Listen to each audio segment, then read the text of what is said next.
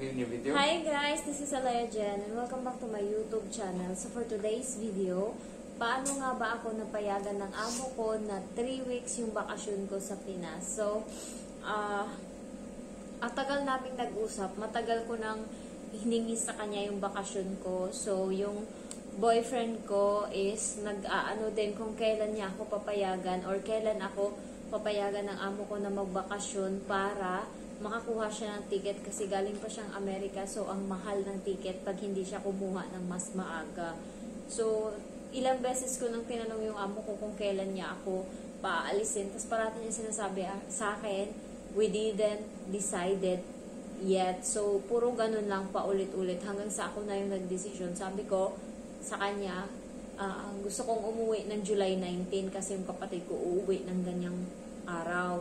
Sabi kong ganon. So, dala na, may kasama ng pagsisinungaling yung sinabi ko. Kasi nga, wala hindi niya ako, ganon yung amo ko. Hindi siya, ang tagal niya muna mag-isip bago makapag-desisyon. Hindi niya agad ayaw niya kasi na umalis ako doon, na nandun sila. Kasi nga, tamad siya. Wala siyang ginagawa. Magising siya alas 2 na ng hapon, kakain, tapos lalaya siya kung saan siya pupunta. Wala, ganyan na paulit-ulit. Kaya ngayon, naghihirap yun siya kasi wala ako doon. So, hanggang sa nagdesisyon ako na pwede ba July 19 nyo ako pauwiin, sabi kong ganon. Tas sabi niya, pwede naman, sabi niya ganon sa akin. E di ang ginawa ko, sinabihan ko yung boyfriend ko na kumuha na siya ng ticket ng July 19. E di kumuha na siya ng ticket. Tapos hanggang August 2 yung boyfriend ko, so 2 weeks lang. Tapos nung nung dumating na yung time na nag-uusap na sila, siguro hindi ko alam, sabi niya sa akin, pwede bang i-move natin yung bakasyon mo, imbes na July 19, gawin natin July 26. Hindi ako pumayag, sabi ko hindi pwede, sabi ko ganun. Uuwi yung kapatid ko, kumuha na siya ng ticket, nag-asikaso na kami, so hindi pwede. Tapos sabi niya, paano kung i-move ko ng July 18? Sabi ko, okay lang sa akin, basta wag mo lang akong i-late. Sabi ko ganun kasi kawawa naman yung boyfriend ko.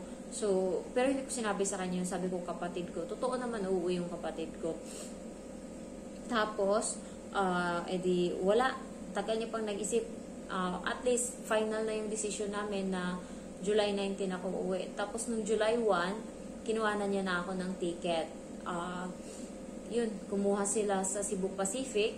Sabi ko maaga yung kukunin nila alas 9 kasi nga, yun yung gusto ko kasi alas 2 flight ko na sa Pinas pa Manila to Bacolod. So, kailangan makahabol ako. So, yun, yung boyfriend ko, yun ang ginawa. Alas 5 ng umaga, darating siya sa Manila. Tapos mag-aantay siya hanggang alas 11 ng tanghali kasi nga darating ako alas 11.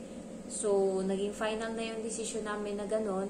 Kaso, pinapamukha niya sa akin na kung July 19 ako aalis, yung alis nila papuntang Singapore is August 4 pa. So, pagbalik ko daw, wala na daw akong gagawin sa bahay kasi wala na daw sila. So, parang para sa akin, parang pinapamukha niya na, anong gagawin mo sa bahay? Wala kang trabaho. So, sabi ko sa kanya, kung gusto mo, kung papayag ka, dagdagan mo ng 1 linggo yung bakasyon ko. Gagawin mong 3 linggo para sakto pag uwi nyo, uuwi din ako dito.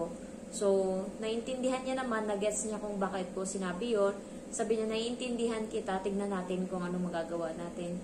So, nung final na, meron nga akong another 1 week na bakasyon. Pero, bawas yun or kaltas yun sa sa sahod ko, ganyan. So, siya, 7 days na minus. August 2, babalik yung jowa ko sa Amerika. Ako naman, August 10 yung balik ko sa Hong Kong. May 1 week pa ako na makakasama yung kapatid ko, yung pamilya ko. So, kahit papano, magstay pa ako sa bahay ng ilang araw. Kasi, ngayon, kami, alternate. Kung ngayon, mag-hotel kami, sunod na bukas, hindi, ganun yung namin. Naawa nga lang din ako sa kanya kasi hindi nga siya sanay sa walang aircon. So, yun, napapayag ko yung amo ko. Tapos, excited na ako syempre. Alam niyo kung paano ko sinurprise yung mama ko. Wala talaga sila nakakaalam. Wala talaga sa kanila. Kahit sa Facebook, naintindihan niya ng ibang subscriber ko na alam nila na uuwi ako, tapos kino-comment nila doon sa post ko. Binubura ko yung post ko para walang makakita na sinasabi nila, malapit ka nang umuwi, ganyan. Ayoko, kasi gusto ko nga surprise. So, pagdating ko sa Bacolod, alas 4 ng hapon, grabe, muntik na akong maiwan ng eroplano papunta ng Manila to Bacolod. Kasi, dapat alas 9 sakay namin dito sa Hong Kong. Nakasakay kami alas 11 na. So, dumating kami sa Manila, alauna na mahigit. Tapos, magpunta pa kami doon sa may check-in, magkuha pa kami ng luggage, tapos mag-check-in uli kami. Mahirap siya, guys. Umabot ako meron na lang akong 20 minutes na natira. Tapos, doon na ako sa booth ng last call. Doon na ako pina-check-in ko kaagad yung baggage ko. Tapos yung boyfriend ko, inaantay niya ako sa exit. Sabi ko sa kanya, huwag mo na akong antayin, kaya ko yung sarili ko. Ganon, sabi ko. Nag-aaway pa kaming dalawa kasi nga ayaw niyang maniwala sa akin or ayaw niya akong sundin, pe-pressure na ako kasi nga ang mahal ng ticket pagka hindi namin pareho na kuha yung flight, aabot siya ng 8,000 isa. At least kung malate man ako or hindi ako makasakay, at least ako 8,000. Pero pag pati siya kasama, 16,000, sayang yung 16,000. So yun yung pinapaintindi ko sa kanya hanggang sa paglabas ko sa airport.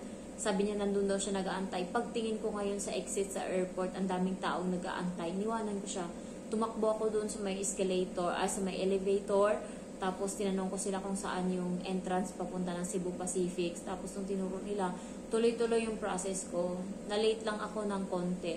Naabutan ko pa yung last call ng mga baggage, tapos ganyan. So at least kahit papano, okay na nagawan ko ng paraan. Kasi akala ko talaga, maiiwan ako ng eroplano. So thankful ako doon. Tapos dumating kami sa Bacolod ng 4 PM. Tapos pagdating namin doon, nagsakay pa kami ng van. So, umabot kami alas 5:30 na, alas 6.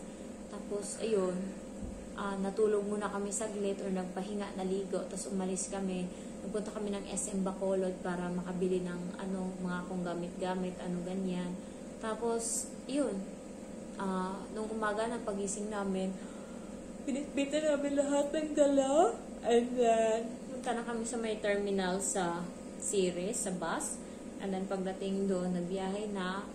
Alauna pa lang, nandun na kami sa Candune kasi duman ako sa Candune kung saan yung bus na yun is dadaan sa harap ng bahay. Tapos, nag-antay ulit kami. Alas 4 na mahigit, 4:20 na dumating yung bus na from Candune to Sipalay. Tapos, nung sikip na sikip talaga. Tapos, nung dumating ako, natulala sila kasi nga, hindi nila in-expect na darating ako. Tapos sumigaw na ako. Ang plano talaga sa isip ko, bibidyuhan ko sila. Hindi ko na nagawa, guys. Hindi na kaya. Sa sobrang excited ko, iba yung nasa utak ko, iba yung pinapalo ng heart ko na gusto kong sumigaw, gusto kong umiyak, na finally I did it. So, niyakap ko, tapos nakita ko yung papa ko may sakit. Doon ako biglang parang nanghina. Tapos nung time na yon, buti na lang tong jowa ko, okay din sa kanya. Alam mo yung wala ka talagang masabi kasi talaga, napaka magaling siyang makisama. So, gusto siya ng mga kapatid ko, ng pamilya ko. So, ayun, buti na lang kamo. Okay naman yung bakasyon ko, medyo nga lang talaga, medyo yun, busy lang talaga. So, thank you for watching and gustuhin ko mag-upload. Ngarag na ako, try ko bukas na mag-upload. Thank you guys and I love you all. Bye-bye.